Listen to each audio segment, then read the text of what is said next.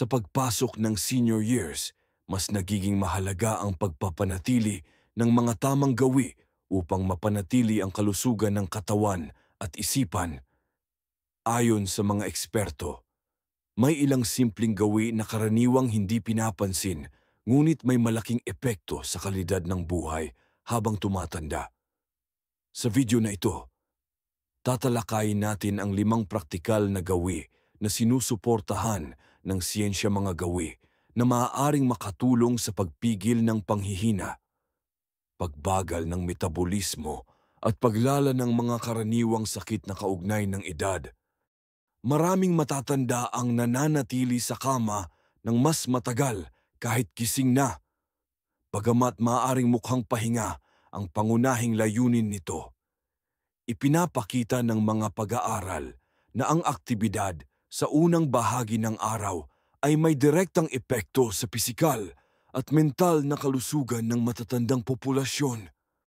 Ayon sa isang pag-aaral na inilathala sa Journal of Aging and Physical Activity noong 2018, ang mga matatandang gumagalaw sa loob ng unang 30 minuto pagkagising ay may mas mataas na antas ng enerhiya, mas magandang balanse at mas aktibong pakikilahok sa pang-araw-araw na gawain. Ang simpleng pagkilos tulad ng pagbibihis habang nakatayo, magaan na stretching o paglalakad sa loob ng bahay ay nakatutulong sa cardiovascular circulation at pagpigil sa matagal na pagkaantala ng metabolism pagkatapos matulog. Dagdag pa rito, lumabas sa isang pag-aaral mula sa University of Pittsburgh noong 2020 na ang light morning movement ay may positibong epekto sa circadian rhythm ng matatanda, isang natural na mekanismo ng katawan na sumasabay sa siklo ng araw at gabi. Ang tamang pag-regulate ng circadian rhythm ay mahalaga para sa maayos na tulog, hormonal regulation at mood stabilization. Kapag nasanay ang katawan na gumising at gumalaw sa parehong oras bawat araw, bumababa ang panganib ng insomnia, depresyon at pagkalito na karaniwang isyu sa populasyon ng matatanda.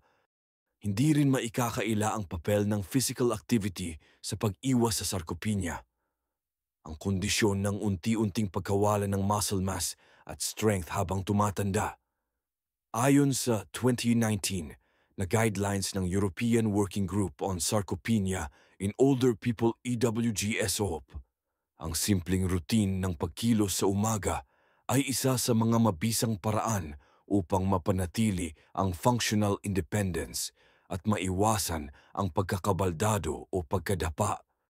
Sa halip na manatiling nakahiga ng mahigit 30 minuto matapos magising, mainam na magtakda ng simpleng gawain na magiging bahagi ng umagang routine.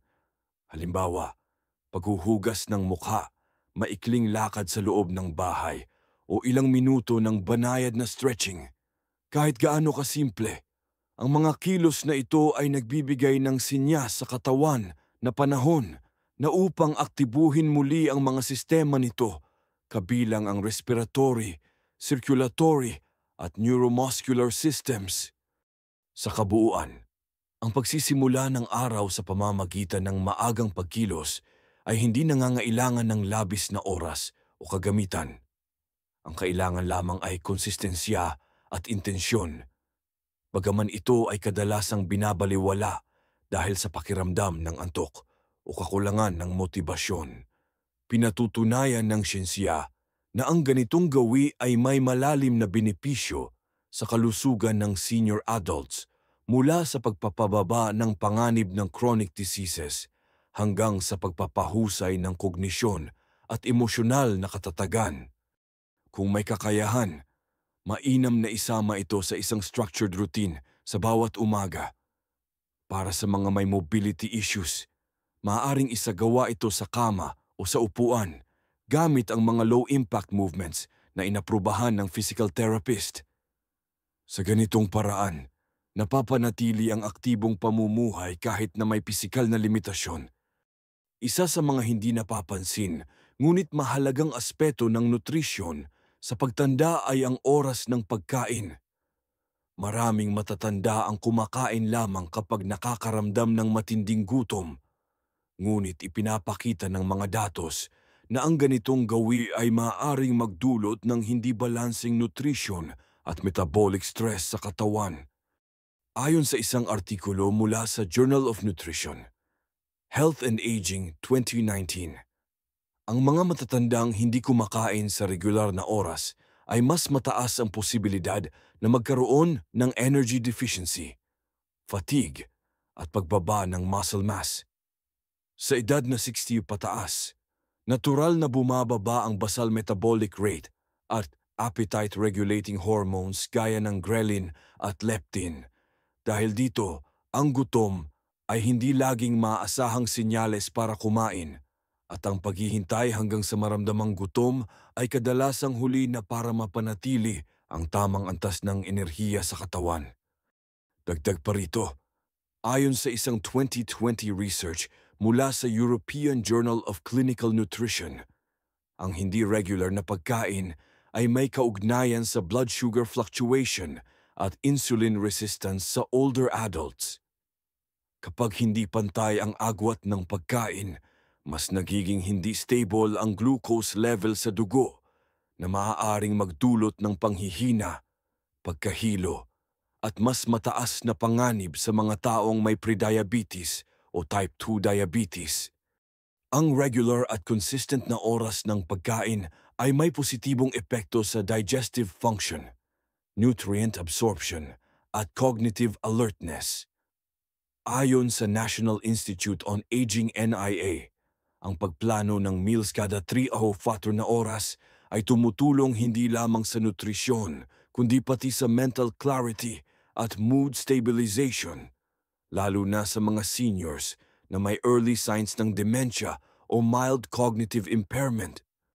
Sa halip na 3 malalaking kainan sa isang araw, inirerekomenda ng mga geriatric nutritionist ang pagkain ng mas maliit ngunit mas madalas na pagkain, halimbawa 3 pangunahing meals na sinamahan ng 1 o 2 light snacks. Mahalaga rin ang meal preparation na isinasaalang-alang ang protein intake, fiber, at hydration. Isang halimbawa nito ay ang almusal na may oatmeal, itlog, at prutas. Sinundan ng light snack sa umaga, tanghalian na may lean protein at gulay. RBP. Para sa mga seniors na may kawalan ng ganang kumain, maaaring makatulong ang visual cues tulad ng color-coded plates, gentle reminders, at pagkain kasama ang ibang tao kung posible. Ayon sa Journal of Geriatric Psychiatry 2017, ang social interaction habang kumakain ay nagpapataas ng appetite at nagpapababa ng risk ng undernutrition.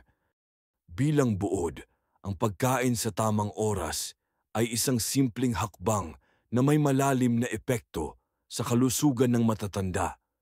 Ang paghihintay ng gutom bago kumain ay maaaring magpahina sa katawan at isipan, habang ang regular at planadong pagkain ay nakatutulong sa mas maayos na energy regulation, mood, at immune function.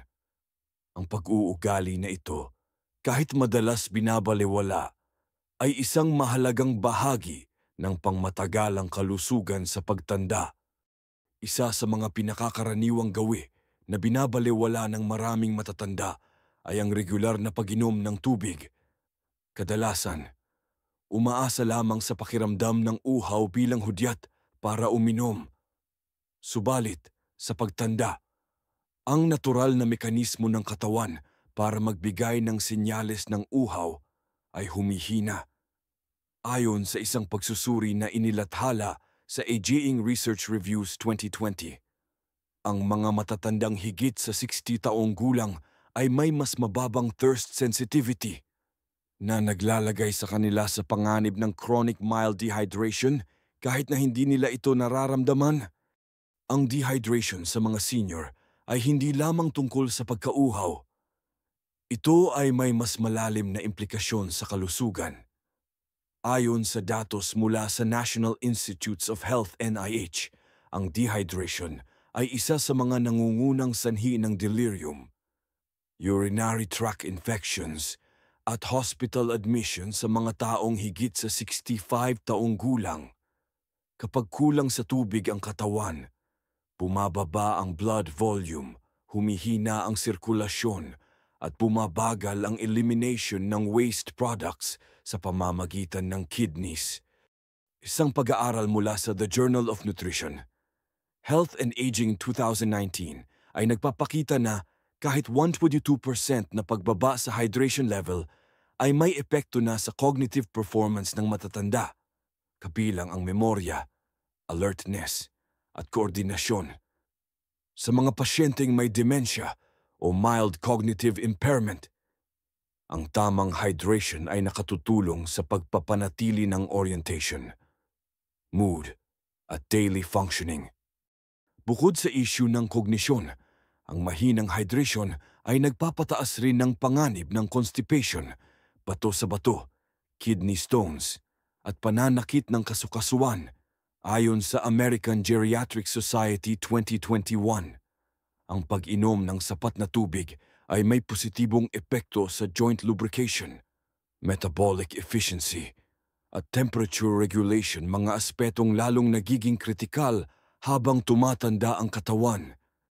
Ang rekomendadong dami ng tubig para sa matatanda ay humigit kumulang 1.5 hanggang 2.0 litro bawat araw.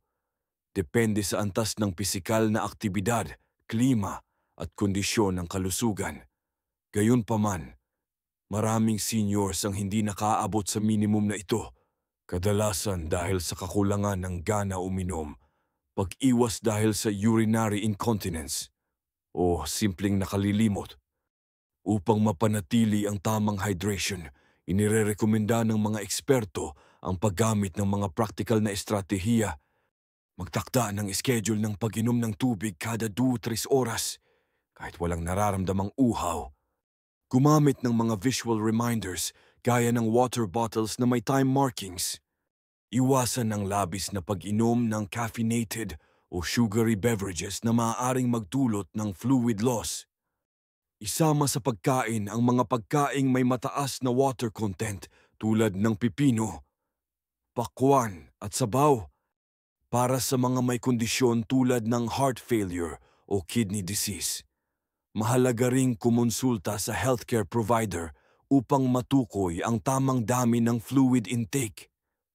Hindi lahat ng senior ay dapat uminom ng parehong dami ng tubig, kaya't mahalagang isaalang-alang ang personal na kalagayan ng kalusugan. Sa kabuuan, ang regular na pag-inom ng tubig kahit wala pang uhaw ay isang simple ngunit kritikal na gawi sa pangangalaga ng kalusugan sa pagtanda.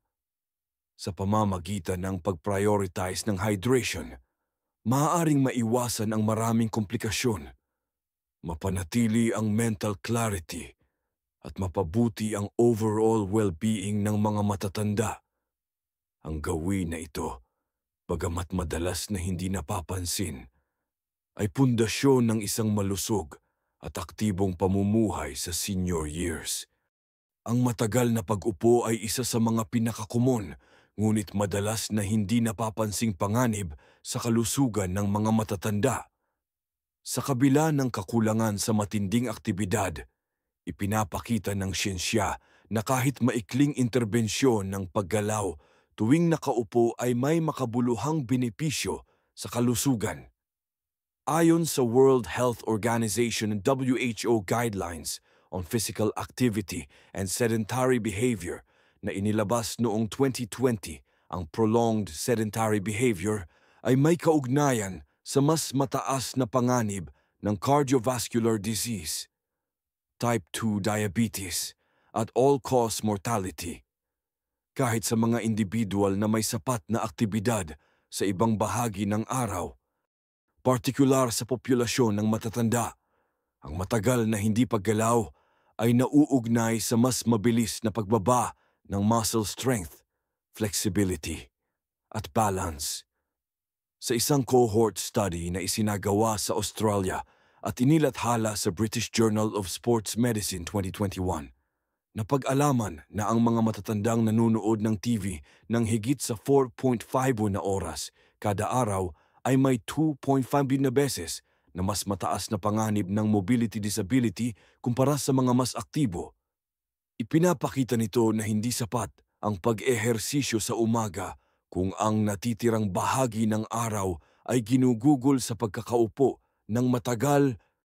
Ang rekomendasyon ng American College of Sports Medicine 2020 ay magpatupad ng breaks in sedentary time kada 30 minuto. Hindi kailangang intense ang galaw, maaaring ito ay paglalakad sa loob ng bahay, pag-akyat ng ilang baitang sa hagdan, paghinat ng mga braso at pinti, o simpleng pagtayo at pagupo ng ilang ulit sa upuan. Sa mga manunood ng telebisyon, maaaring gamitin ang mga commercial breaks bilang hudyat upang tumayo at maglakad. Karaniwang umaabot ng 3 sa 15 minuto ang mga ito, sapat upang maibalik ang sirkulasyon ng dugo at mabawasan ang stiffening ng kasukasuan. Ang mga interbensyong ito ay hindi lamang pisikal. Ayon sa Journal of Aging and Health 2019, ang mga matatandang nagpatupad ng standing or movement breaks tuwing kalahating oras ay nagpakita ng mas mahusay na cognition scores at emotional well-being kumpara sa mga nanatiling nakaupo ng tuloy-tuloy. Ipinapalagay ng mga mananaliksik na ang paggalaw ay nagpapalakas ng cerebral blood flow at nakatutulong sa release ng endorphins, na may positibong epekto sa mood at mental clarity. Para sa mga may mobility limitations, maaari pa ring magsagawa ng low-impact seated movements gaya ng leg raises, arm circles, at ankle rotations habang nasa upuan. Ayon sa National Institute on Aging, kahit seated physical activity ay may benepisyo sa circulation at joint mobility. Isang praktikal na paraan upang ipatupad ito ay ang paggamit ng reminders o timers sa telepono na mag-aalerto kada 30 minuto. Maaari ring gumamit ng wearable activity trackers na may function upang ipaalala sa gumagamit kung matagal na itong hindi gumagalaw.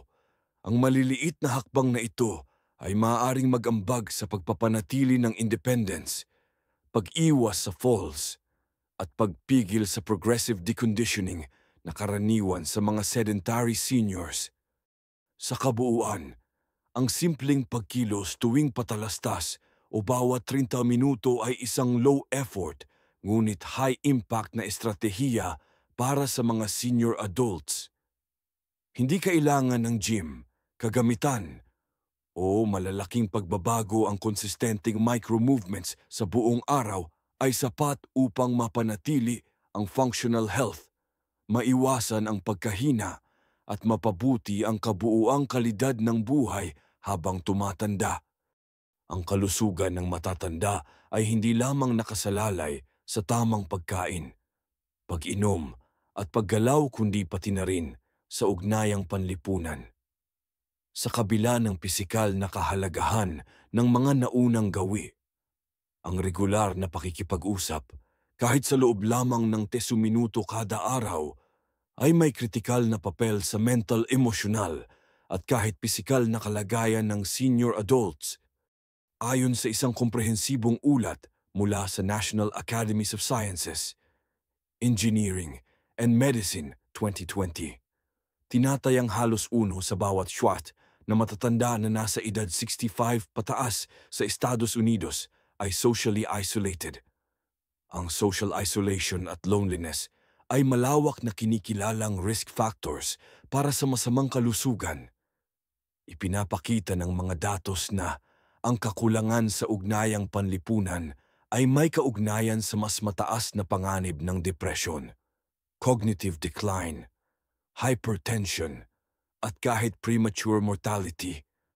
Isang observational study na inilathala sa Journal of the American Medical Association, JAMA Psychiatry, noong 2019 ay nagsuri sa mahigit 11,000 matatanda at napag-alamang ang mga may mababang level ng social interaction ay mas mabilis na bumaba ang cognitive performance sa loob lamang ng 4 na taon. Ayon sa mga mananaliksik, ang simpleng pakikipag-usap maging sa kaibigan, kamag-anak o kapitbahay ay may kakayahang mapanatili ang memory function, reasoning ability at executive thinking. Dagdag pa rito, ayon sa World Health Organization WHO, ang social participation ay isa sa mga pangunahing determinante ng healthy aging. Hindi kailangan ng malalaking grupo o aktibidad. Kahit short, meaningful conversations ay may epekto sa hormonal regulation ng stress, lalo na sa pamamagitan ng pagpapababa ng cortisol levels at pagpapataas ng oxytocin, ang tinatawag na bonding hormone. Ito ay makatutulong hindi lamang sa mood, kundi pati sa immune response ng katawan. Ang mga matatanda na may regular na komunikasyon ay mas mataas ang posibilidad na mapanatili ang routine, uminom ng gamot sa tamang oras, at maging aktibo sa pisikal. Ipinapakita sa British Medical Journal 2018 na ang seniors na socially connected ay mas bihira ring maospital at may mas magandang adherence sa mga medical advice dahil sa support system na nakapalibot sa kanila. Para sa mga matatandang naninirahang mag-isa o may limitadong access sa personal na pakikipag-ugnayan, maaaring isaalang-alang ang iba't ibang uri ng communication medium, telepono, video call, voice message, o kahit maikling text. Ayon sa Gerontological Society of America, ang mga simpleng pag-uusap araw-araw ay maaaring magsilbing mental activation na kaakibat ng cognitive stimulation. Narito ang ilang praktikal na rekomendasyon. Magtakda ng partikular na oras bawat araw upang makipag-usap sa isang tao. Gumamit ng listahan ng mga kaibigan o kamag-anak upang mag-rotate ng pakikipag-ugnayan. Sumali sa mga local senior group, online prayer circle, o community call-in programs. Kung hirap magsimula ng usapan, maaaring gumamit ng simpleng tanong tulad ng kumusta ang araw mo o ano ang kinain mo kanina. Sa mga tagapag-alaga, mahalagang hikayatin ang regular na social engagement. Minsan, sapat na ang pagkakaroon ng structured na talk time tuwing almusal o hapunan upang makabuo ng consistent communication pattern.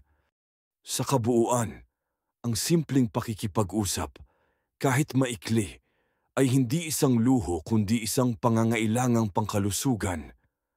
Ang 10 minutong pag-uusap kada araw ay isang mababang hadlang. Mataas ang benepisyong gawi na makatutulong sa pagpapanatili ng cognitive health, mental stability, at emotional well-being ng mga matatanda. Sa panahon ng mabilis na pagbabago at pag-iisa, ang boses ng isa pang tao ay maaaring magsilbing tulay tungo sa mas malusog na pagtanda. Ang malusog na pagtanda ay hindi nakasalalay sa mga komplikadong programa o mamahaling suplemento. Minsan, ang pinakamabisang hakbang ay naguugat sa mga simpleng gawi na madalas nating isinasantabi: maagang pagkilos sa umaga, pagkain sa tamang oras, sapat na pag-inom ng tubig, regular na paggalaw tuwing nakaupo, at pakikipag-usap araw-araw. Ang 5 gawin na ito, bagamat tila payak, ay sinusuportahan ng agham at may konkretong epekto sa kalusugan ng katawan at isipan ng mga nakatatanda. Para sa mga senior adults, caregivers at pamilya, ang pagsisimula ng mga simpleng hakbang ay maaaring magsilbing pundasyon sa mas aktibo, mas ligtas, at mas independenteng pamumuhay. Maaaring hindi agad makita ang epekto sa loob ng isang araw. Ngunit sa pagdaan ng linggo at buwan, makikita ang pagbabago sa lakas, sigla, at kalidad ng buhay. Kung nakatulong sa inyo ang video na ito, pakisubscribe sa aming channel upang makatanggap ng mas marami pang praktikal at siyentipikong kaalaman para sa mas malusog na pagtanda. Huwag kalimutang i-like at i-share ang video na ito upang makatulong din sa iba.